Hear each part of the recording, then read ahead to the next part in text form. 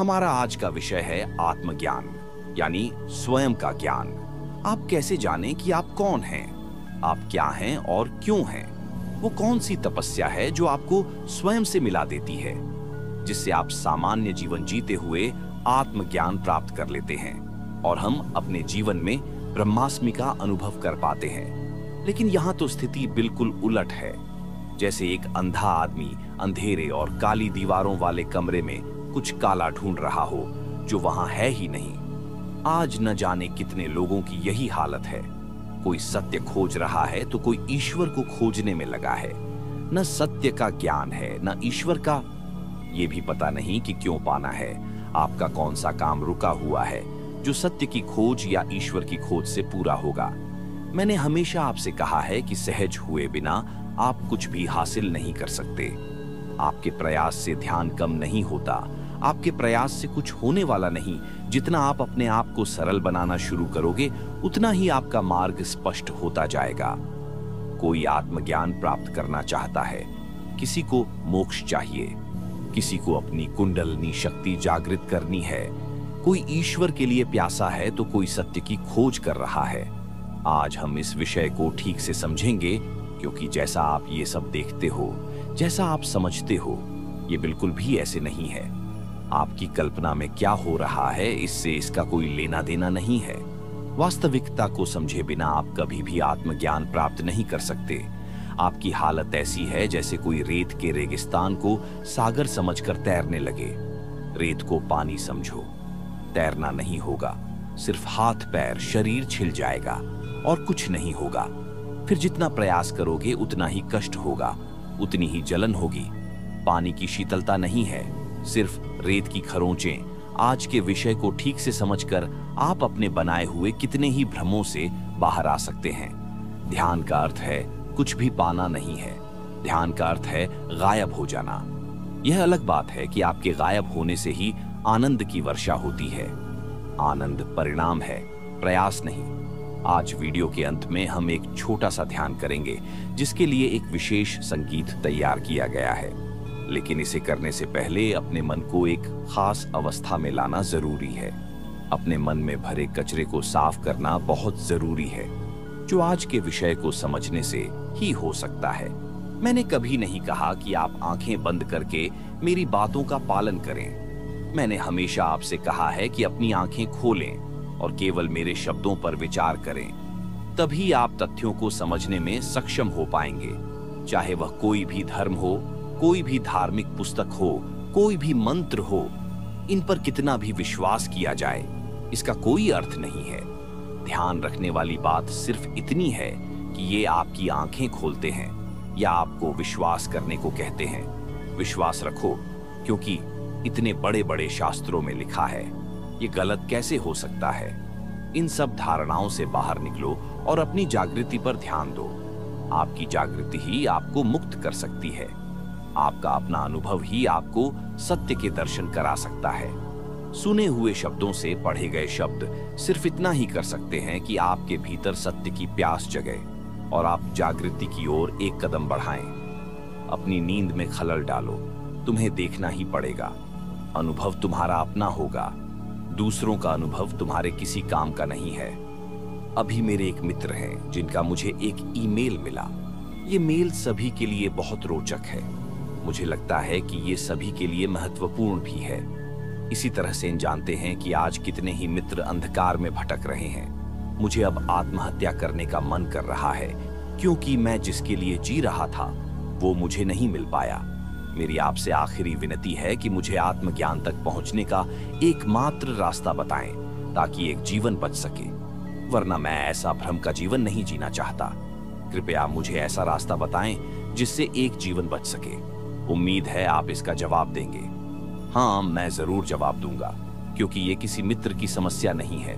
लगभग ऐसी ही समस्याएं मेरे पास हजारों बार आई हैं। ये मित्र आत्मज्ञान प्राप्त करना चाहते हैं। कम से कम उन्हें आत्मज्ञान का शाब्दिक अर्थ तो समझ में आता। सबसे पहले ये जान लें कि आत्मज्ञान का मतलब है खुद का ज्ञान। जिसमें सादा जीवन जीने का साहस नहीं है, वो आत्मज्ञान की बात करता है। वो सत्य पाना चाहता है, भगवान को भी ब्लैकमेल करना चाहता है, धमकी देना चाहता है, वरना आत्महत्या कर लूंगा। अब डर के मारे कहते हैं कि मर जाएंगे। मरने के बाद भी शांति नहीं मिली तो कहां जाएंगे? फिर कहते हैं कि 1000 कोशिशों के बाद भी मैं कुछ नहीं कर पाया। कम से कम आधा प्रयास तो बता दिया होता। कैसा प्रयास? जरा ठीक से देख लो। 1000 कोशिशें बताना तो दूर की बात है, 2-4 कोशिशें भी नहीं बता पाओगे। तुम जैसा हारा हुआ आदमी कैसे कोशिश कर सकता है? इसी बात पर हंसी आती है। लिखा है कि आत्महत्या करने का मन कर रहा है। जिंदगी तुम्हारी है, तुम इसके मालिक हो। जो चाहो करो। किसने रोका है? कोई तुम्हें क्यों रोकना चाहेगा? जरा गूगल करके देख लो कि इस दुनिया में हर रोज 1,59,636 लोग मरते हैं। इससे इस दुनिया को क्या फर्क पड़ता है? कोई फर्क नहीं पड़ता। आप हो या न हो, किसी को फर्क नहीं पड़ता। इस प्रकृति या इस दुनिया का आपके दिमाग से कोई लेना देना नहीं है। वो अपने तरीके से काम करती है। न उस पर तुम्हारी कोई धमकी काम करती है, न तुम्हारी कोई चमचागिरी काम आती है, न ही तुम उसे किसी तरह से ब्लैकमेल कर सकते हो। जरा अपने आप को देखो। तुम खुद को जिंदा कहते हो। तुम में जीवन के कोई लक्षण दिखाई नहीं देते। तुम अभी भी मरे हुए हो।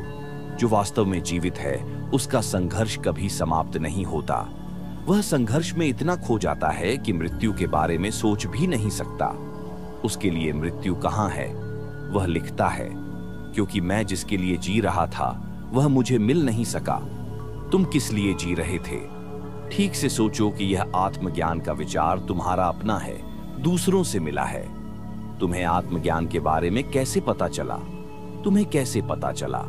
तुम वही कहते हो जिसके लिए मैं जी रहा था। इससे प्रतीत होता है कि तुमने अपनी इच्छा से जन्म लिया है।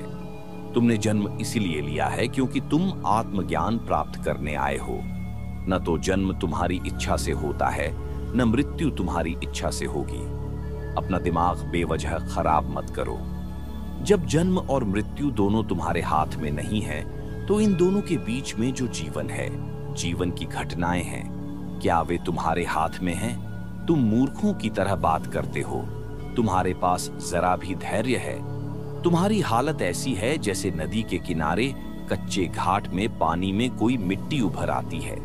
पानी गंदा हो जाता है, गंदा हो जाता है, और आप उस मिट्टी को बैठाने की कोशिश करते हैं। जितना आप प्रयास करेंगे, पानी उतना ही गंदा होता जाएगा।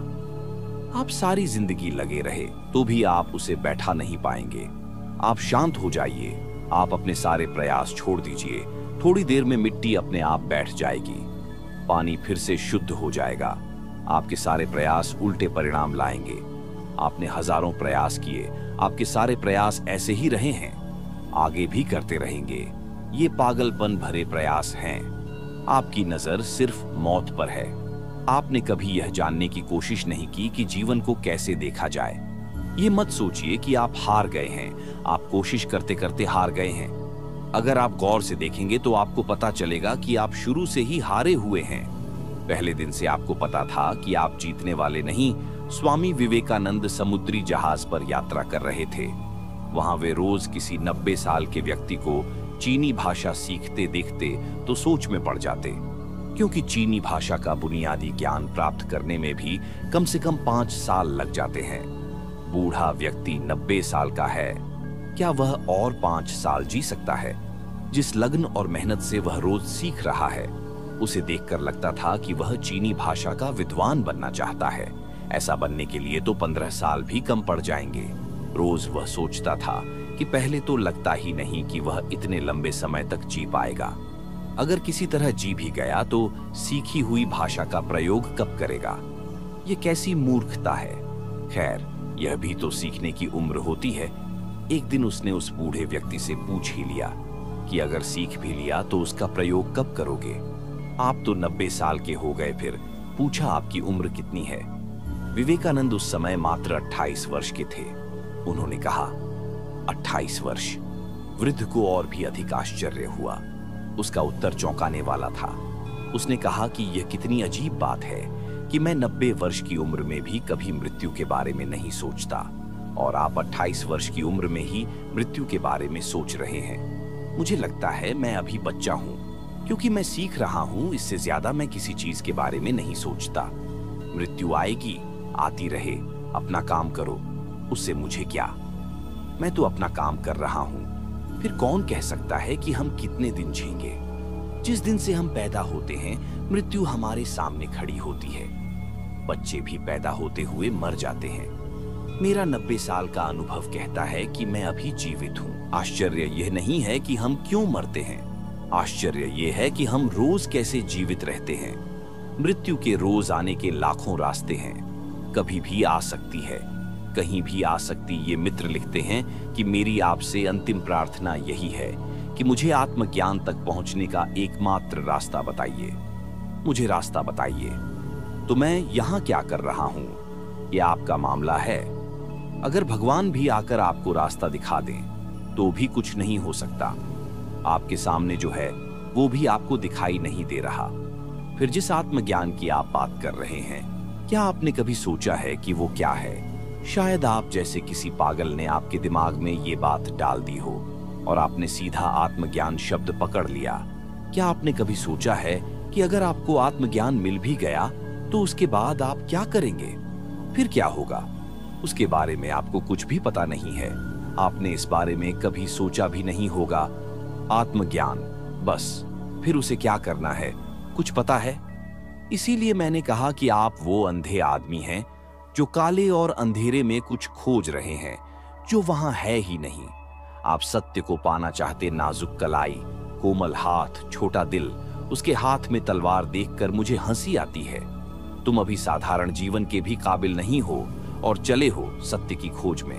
तुम कहते हो, कृपया मुझे रास्ता बताओ ताकि एक जीवन बच सके। किस जीवन की बात कर रहे हो? तुम्हारे पास जीवन है ही कहां, उसे बचाकर भी क्या करोगे? पहले जीवन को जीवन बनाना सीखो। अभी जिसे तुम जीवन कहते हो वह एक लाश से ज्यादा कुछ नहीं है। वह मर ही चुका है, अब और नहीं मर सकता। कितने कायर हो तुम। हजारों बार कोशिश की है तुमने। वाह, हजारों कोशिशें। अपने आप को ध्यान से देखो। हजारों दूर हैं, तुम एक दिन का भी हिला नहीं पा रहे हो। बेवजह अपने आप को उलझाओ मत। तुम्हारी भाषा ही सबूत है कि तुम में साधारण साहस भी नहीं है। सत्य पाने के लिए, ज्ञान पाने के लिए साहस चाहिए। वहां जीवन बचाने की बात कहां, दूसरी ओर आप कहते हैं कि जीवन बचाया जा सकता है। सबसे पहले यह तो देखिए कि आप चाहते क्या हैं। कम से कम एक निर्णय तो आपका है। लगभग ऐसी ही स्थिति उन सभी लोगों की होती है जो दिशा को ठीक से समझे बिना ही अंधे होकर किसी भी दिशा में दौड़ने लगते हैं। आपका जीवन संघर्ष से भरा है। जीवन सीधा नहीं है, हर जगह भटकाव है। जीवन ऐसा है जैसे आप किसी अंधेरी गुफा में फंस गए हों। आपको इससे निकलने का रास्ता खोजना होगा। जरा कल्पना कीजिए कि कभी आप ऐसी परिस्थितियों में घिर जाएं जहां से निकलने का कोई रास्ता न हो। ऐसे में आप क्या करेंगे? उस समय आप दो काम कर सकते हैं। एक बहुत आसान है, दूसरा मुश्किल। या तो आप किसी जगह बैठकर रोना शुरू कर दें, आत्महत्या के बारे में सोचने लगे। इसके लिए किसी प्रयास की जरूरत नहीं है। ये तो मूर्ख से मूर्ख व्यक्ति भी कर सकता है। इसमें संघर्ष क्या है? लेकिन अगर आप जीवन भर रोते भी रहेंगे तो भी कुछ नहीं होने वाला। खोजो, एक अंधेरी गुफा है, ठीक है, पर यह भी खबर है कि कहीं ना कहीं कोई रास्ता तो होगा ही। जब तुम पूरी ताकत लगाते हो, तुम खोजते हो, तुम संघर्ष करते हो, तो तुम रोने के बारे में भी कभी सोच ही नहीं सकते। रोने के लिए तुम्हारे पास समय ही कहां है। आत्महत्या के बारे में सोचने के लिए समय ही कहां है। तुम्हारी खोज की शक्ति तुम्हारे भीतर की ऊर्जा को सूचित करती है। डूबने के लिए किसी कला की जरूरत नहीं होती। जिसे कुछ भी पता नहीं है वो पानी में कूद जाए तो डूब जाएगा। पर तैरने के लिए कला की जरूरत होती है। तैरने के लिए साहस चाहिए। मैं बार बार कहता हूं कि जिसे तुम ध्यान समझ रहे हो वो ध्यान की छाया भी नहीं है। तुम अपने ध्यान से कुछ पाना चाहते हो, इसीलिए तुम अक्सर कुंडलिनी शक्ति की बात करते हो। तुम पूछते हो कुंडलिनी शक्ति कैसे जागृत होती है। कोई भी शक्ति, किसी भी तरह की शक्ति, किसी भी काम की होती है। शक्ति सिर्फ तुम्हारी इच्छाओं को पूरा करेगी। तुम कितनी शक्ति की अपेक्षा करते हो? तुम्हें कितनी शक्ति चाहिए? लेकिन आध्यात्मिक होने का अहंकार बड़ा खतरनाक है। ये सबसे बड़ा है। धन का अहंकार, अगर धन कभी न रहे तो वो टिक नहीं सकता।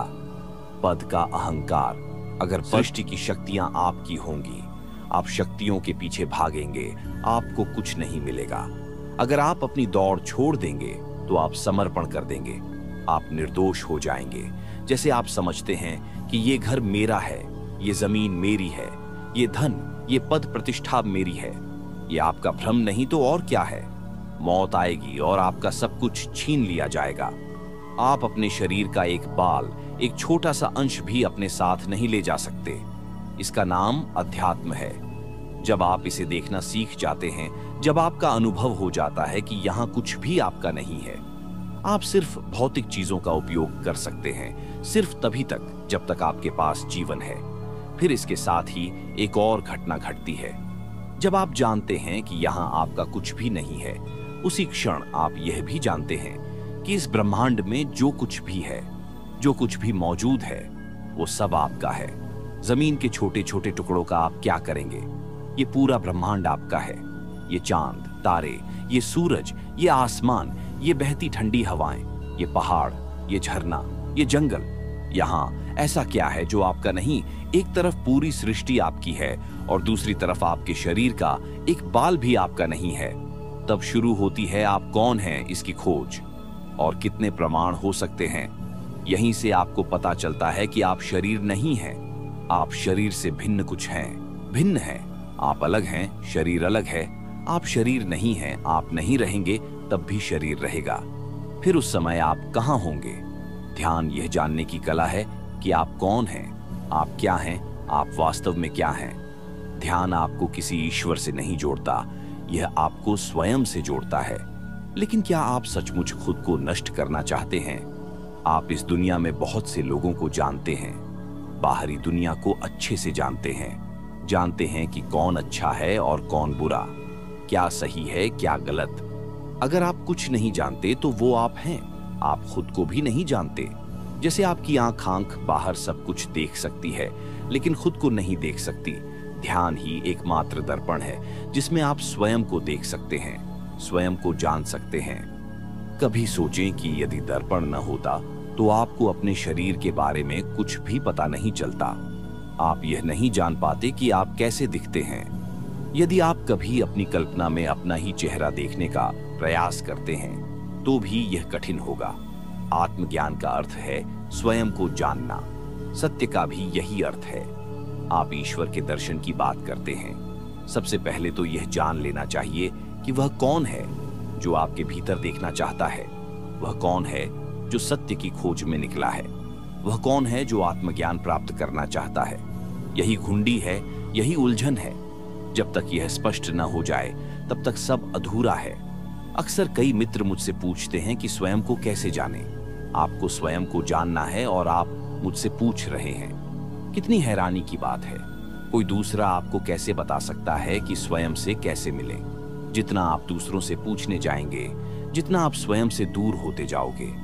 एक छोटी सी बात समझ लो, अगर तुम दूसरे व्यक्ति को जानना चाहो तो क्या करोगे?